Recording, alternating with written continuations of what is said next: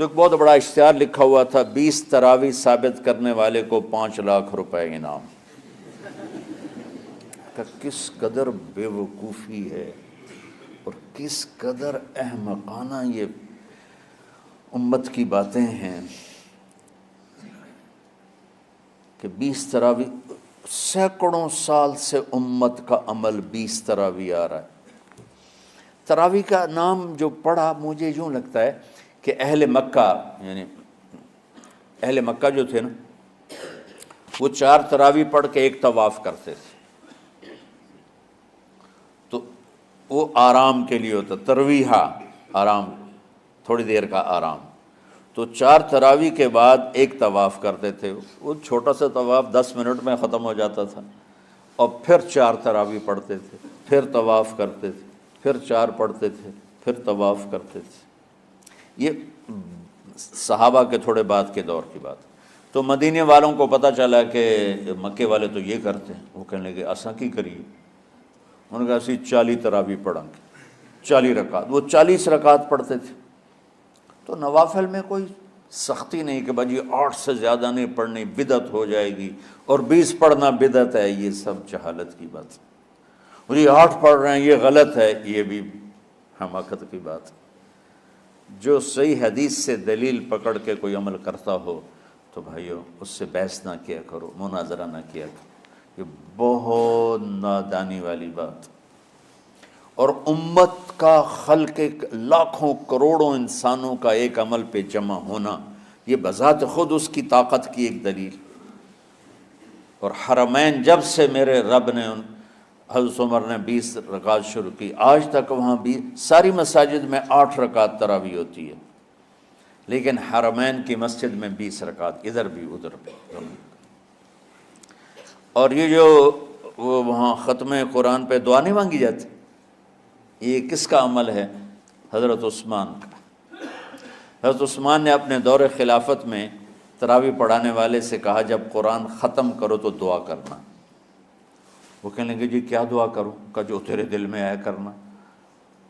تو ختم قرآن کی رات تراویح کی آخری رکعت میں من الجنت والناس کے بعد دعا کے لیے ہاتھ اٹھانا، یہ حضرت عثمان رضی اللہ تعالیٰ عنہ نے اس کو زندہ فرمایا۔ اور امام دعا کرتا تھا 1 منٹ، 10 منٹ، 20 منٹ، جتنے بھی، اور پیچھے لوگ آمین کہتے تھے۔ وطر کی جماعت نہیں ہوتی تھی، وطر کو باجماعت حضرت مولا علی رضی اللہ تعالیٰ عنہ نے شروع کی کہ وطر کو بھی باجماعت پڑھا جائے۔ تو یہ ان کی سنت ہے کہ وطر کو باجماعت پڑھا گیا۔ تو اب یہ لہٰذا یہ سارے سنت جو کام ان خلفۂ راشدین سے ہوا وہ بھی سنت ہے۔ تو اللہ نے ہمیں ایک عبادت دے دی کہ میرا قرآن پڑھو اور سنو۔ پہلی امتوں کو تراویح کیوں نہیں تھی یا قیام اللیل کیوں نہیں تھا؟ کہ ان کو اپنی کتاب یاد ہی نہیں ہوتی تھی، وہ اپنی کتاب کے حافظ نہیں ہوتے تھے، وہ اپنی کتاب یاد ہی نہیں کر سکتے تھے، صرف نبی کو یاد ہوتی تھی۔ اللہ نے ہمارے لیے کتنا آسان کر دیا کہ 7 سال کے یہ چھوٹے چھوٹے بچے قرآن یاد کر رہے ہیں، 70 سال کا بوڑھا قرآن یاد کر رہا ہے۔ یہیں یہ مولوی یوسف صاحب کا ساتھی تھا یا پتہ نہیں ان سے پہلے تھا، سلمان، مولوی سلمان، آج کل امریکہ میں ہوتے ہیں، ہماری ایک شاخ چلا رہے ہیں ماشاءاللہ۔ وہ شروع میں یہاں تھے، تو یہاں تراویح پڑھانے کے لیے ہمارے پاس حافظ کوئی نہیں تھا، وہ حافظ نہیں تھے، وہ صبح بیٹھ کے شام تک ایک سپارہ یاد کرتے اور رات عشاء کی نماز میں سنا دیتے۔ 30 دن میں قرآن یاد کر کے سنا دی۔ مطلب یہ سنی سنائی بات نہیں، ہمارے اسی حسنین، اسی ممبر اور محراب کی بات کہ یہیں اسی مسجد میں انہوں نے صبح سے مغرب تک یاد کرتے تھے اور پھر عشاء میں کھڑے ہو کے سنا دیتے تھے۔ پیچھے ہوتے تھے لقمہ کوئی دینے والا شاید، لیکن بہت خوبصورت پڑھ کے ایک دن میں یاد کر کے سنا دیا۔ اور ایک مجھے نام بھول گیا، 3 دن میں قرآن یاد کیا، 10 سپارے ایک دن میں یاد کیے، 10 دوسرے دن میں یاد کیے، 10 تیسرے دن میں یاد کیے۔ وَلَقَدْ يَسَّرْنَاهُ لِلذِّكْرِ وَلَقَدْ يَسَّرْنَا الْقُرْآنَ لِلذِّكْرِ فَهَلْ مِن مُدَّكِرٍ۔ تو اللہ تعالیٰ نے اس کو نصیحت کے لیے بھی آسان کیا ہے اور یاد کرنے کے لیے بھی آسان کیا ہے۔ کوئی کتاب پہلے یاد نہیں ہوتی تھی کسی کو، ماشاءاللہ تم میں کتنے حفاظ بیٹھے ہوئے ہیں اللہ کے فضل سے۔ اور جب میں ذرا ہمت میں تھا تو میں 3 دن میں قرآن سنتا تھا تراویح میں، 10 سپارے ایک رات میں، 10 سپارے اس سے اگلی 10 اس سے، پھر ہفتہ ہو گیا، پھر 10 دن ہو گئے، پھر اب 15 دن ہو گئے، اب 20 دن بھی ہو جاتے ہیں۔ شروع میں 3 دن میں، اور یہیں ہمارے مدرسے کے بچے جو مجھے سناتے تھے اور ماشاءاللہ کہیں نہیں اٹکتے تھے۔ ایک تو اسلام آباد میں ہوتا ہے اور ایک اب جنید ہے وہ امریکہ میں ہوتا ہے۔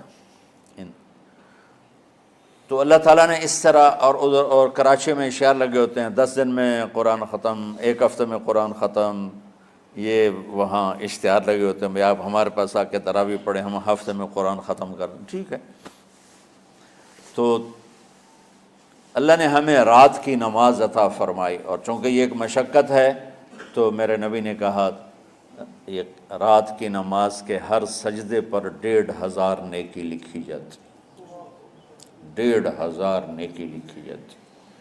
اور اللہ تعالیٰ ہر سجدے پر جنت میں ایک محل بناتا ہے جس کے 60,000 سونے چاندی کے دروازے ہوتے ہیں،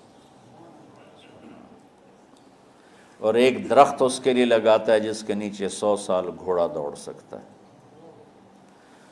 تو رمضان کا اہتمام آپ رجب سے شروع فرما دیتے تھے، جس کو ہم آج صلاۃ التراویح کہتے ہیں۔ میرے نبی کے زمانے میں اسے قیام اللیل کہا جاتا تھا۔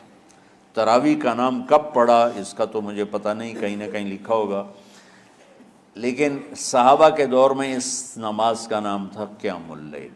اس لیے حضرت عائشہ رضی اللہ تعالیٰ عنہ کی روایت ہے نا، جس سے 8 رکعت والے حضرات استدلال کرتے ہیں کہ رمضان اور غیر رمضان میں، اس کو امام بخاری نے قیام اللیل کا ہی عنوان دیا ہے، آپ نے 11 رکعت سے زیادہ نماز نہیں پڑھی۔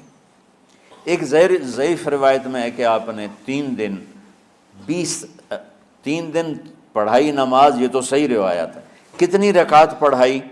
تو ایک ضعیف روایت میں ہے کہ 20 رکعت پڑھائی۔ اچھا، ضعیف روایت سے عبادت ثابت نہیں ہو سکتی، حکم شرعی۔